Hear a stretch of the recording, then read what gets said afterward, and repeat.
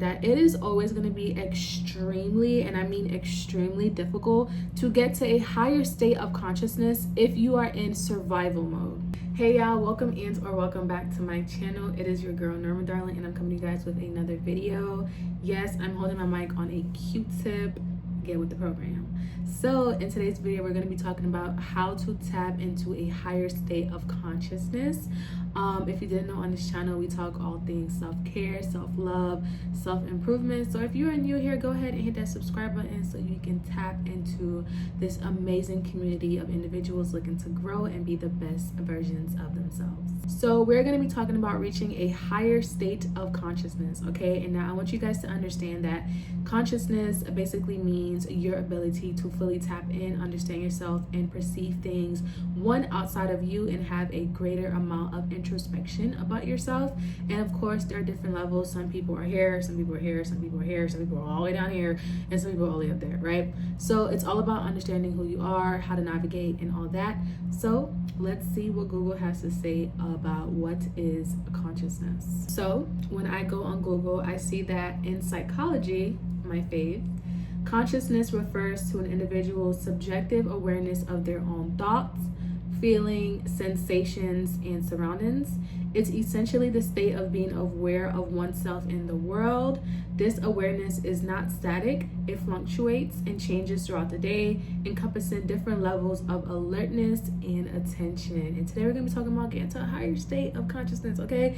Because for some people, I don't think they understand themselves fully. So that kind of leaves them like down here. But if they were to just do a little bit more self-work, tap in, they can get up here, okay? So that is what consciousness means in a psychological perspective. Let's also look at it in the terms of a spiritual and introspective perspective as well. So in spirituality, it says consciousness refers to a state of awareness that extends beyond the physical and ego-driven aspects of existence, often described as a deeper connection to oneself, the world, and a universal or divine force, okay? And this can be for you, whatever religion you practice, whatever relates to you. I want you guys to understand that all of my videos are not pushing any religion. It's not pushing anything onto you, but it's all subjective, and you fit it where it makes the most sense for you. I love you. It involves recognizing one's true self, transcending a limited perspective, and potentially experience a sense of unity with all things, okay?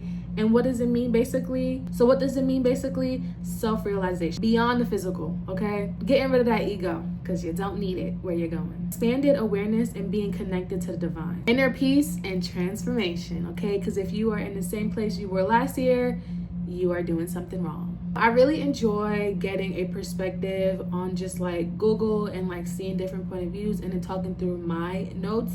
A lot of times it's basically the same thing. When I do create my notes, I do not do any research. This is straight from the dome. This is straight from 25 years of living. This is straight from books. This is straight from experience.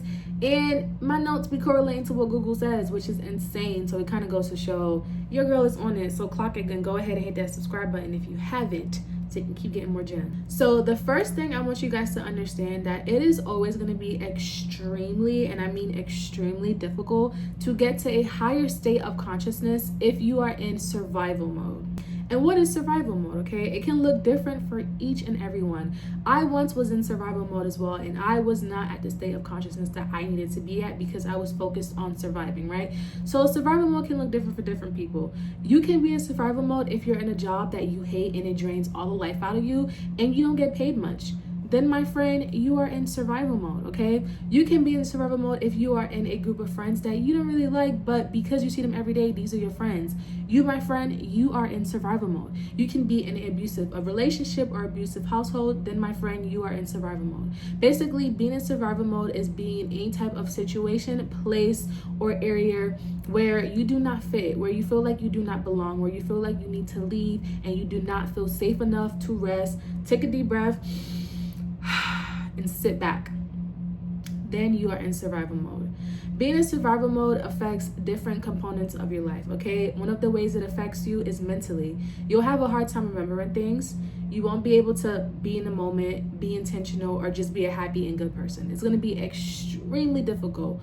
Why? Because you are focused on surviving. And sometimes being in survival mode, it makes you create a false persona so that you can be able to survive.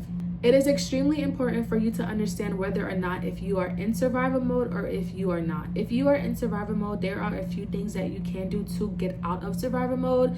So for one, you want to slow down and you want to acknowledge that you're in survival mode. That's the only way you're gonna get out of it, okay? You're gonna have to slow down and take a step back from yourself and be like, this is not for me. I'm not being myself. I'm not genuine. This is not me, okay? Then you're gonna get a journal and you're gonna write out everything you want, everything you don't want, everything you like, everything you don't like. And whatever is in your control to change, I want you to change. Do the best you can to change. And essentially the goal of getting out of survival mode is tapping back into that self that is you, fully you, and like tapping into you at your core. That is what you do to get out of survival mode. Now that we've spoken about how to get out of survival mode, that's going to be the first thing you want to do. Identify whether you are in it or not and figure out a way to get out of it. If needed, comment down below. I will make a more in-depth video because I am your girl for these types of talks, okay? Now, I want you guys to think of your psychological need, okay? And now everyone has their own, okay? I know basics is food, shelter, and I think care or something like that. Actually, let's Google and see because I might be wrong. It's been a while since I've done this class. Okay, so in the triangle of needs, right? And this is psychology 101, okay? You have at the very bottom, you have your, and I'll just probably paste a picture here so we can talk through it together. You have your psychological or psychological. I hope I'm saying that right. I'm probably not. Sorry, guys. Anyways, at the very least, we don't want to be hungry. We don't want to be thirsty. We don't want to be exhausted. We don't want to be freezing. You don't want to be overheating, sick, or in pain. These are going to be your physical needs, okay? If you are able to physically feel okay in your body, that is the first step, and there are different things that you can do to feel good in your body. Working out, going for walks, taking vitamins, drinking water, moving your body, taking a shower. These are going to be your basic bodily needs to make sure that you are happy and you feel like you can fully tap in and be yourself. Right above that, we have safety, okay? And safety, if we feel okay in this exact moment, then also want to feel safe. Confident we can avoid pain, hunger, or any other dangers in the immediate future. So safety is just you feeling at home in your body, in your space, whatever the case may be. And anxiety, I'm not going to say it's completely gone because we're all human and we all get like emotions of anxiety, fear, and just not knowing the unknown. So that is normal, but feeling safe within yourself. Then you have your social needs, right? Right above safety. And that's going to be if we feel safe, then our social needs for love and belonging come into play. We feel secure and we're part of a tribe that we can trust and unworried about rejection or alienation, okay? And you guys know I always talk about community. I'm going to make a video about building community because that is something that I have been working on. So if you have your safety needs met and socially you are able to connect, and we are all human, we all seek out and look for connection. That is what we do, y'all. It is a-okay to want connection.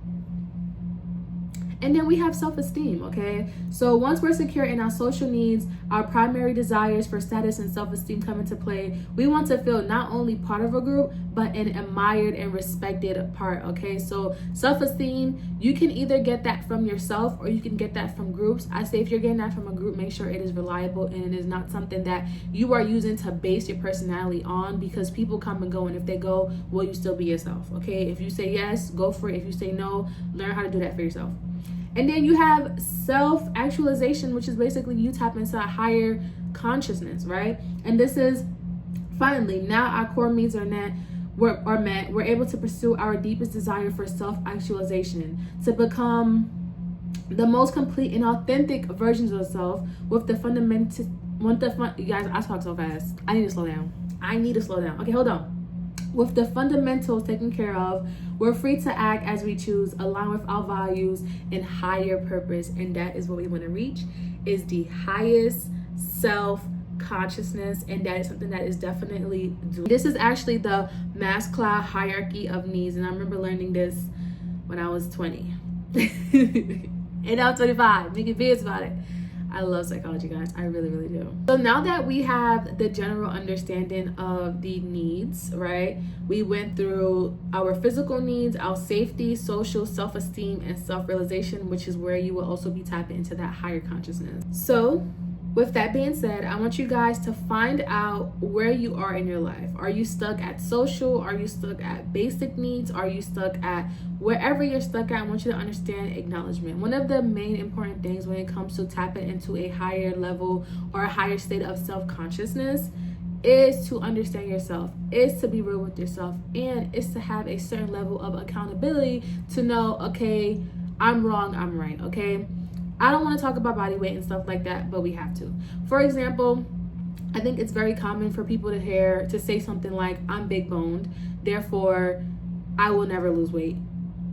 You are not at a high state of consciousness because studies literally show it is physically impossible to be big boned. It's not real. It's not true. You are literally putting yourself in a box. That is an example of quite literally not being self-aware, okay? Or maybe you're the type of person that goes out and says like, yeah, you know, every time I get in a group, I end up arguing with everyone. Everyone hates me.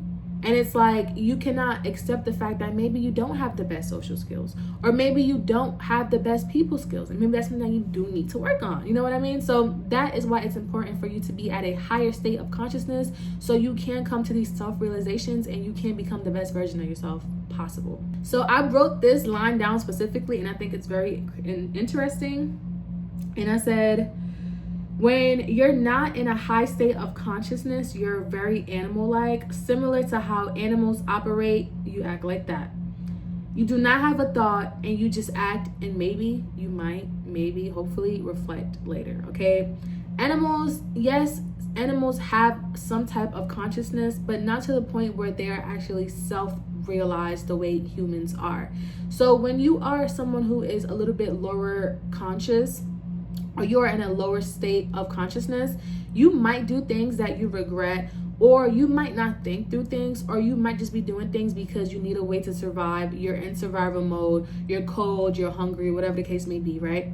When you are in survival mode, you are in a lower state of consciousness, which is always going to be the worst thing for you because you will never make decisions or make things that are truly for your core. It'll be things based off of your needs and you being in survival mode. And that's why I say it's important for you guys to understand that triangle of needs, figure out where you are at, and figure out what is it that you need to be fixed and what you need to get done. And I want you guys to also, as you are learning to tap into a higher state of consciousness, I want you guys to be very much so aware of individuals who are not at a higher state of consciousness, because unfortunately the saying hurt people is very true. So when people are not at the highest state of consciousness, they are more likely to inflict harm onto others because they are not self-aware or because they're already in a harm state.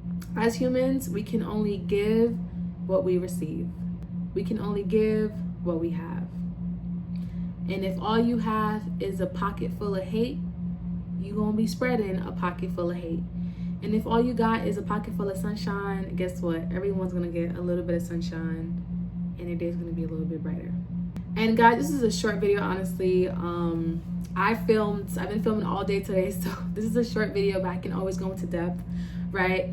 Last but not least, I really want to end off this video by just saying to be authentic is possible. Being authentic, down to earth, natural, organic, whatever you want to call it, being true to yourself is definitely one of my absolute favorite things, because in this world you only get one you. And I want you guys to really cherish yourself. I want you guys to really take care of yourself. I want you guys to really just like see yourself as a butterfly, as a flower, as a gem. I want you guys to really take care of yourself and be your true authentic self. Tap into your core. If you guys need help with that, I have videos on how to fully tap into your core and understand who you are. But quite literally, guys, really be authentic, be yourself, and I cannot stress this enough. Things will flow, you will get to where you want to be at, and I promise you it'll get good. So with that being said, if you guys like this video and you stayed for this long, please subscribe. It definitely helps a girl out, and share this video with your friends and family and whoever might need it, because you never know who might need a little bit of information and self-improvement. And with that being said, I will see you guys in my next video. Peace.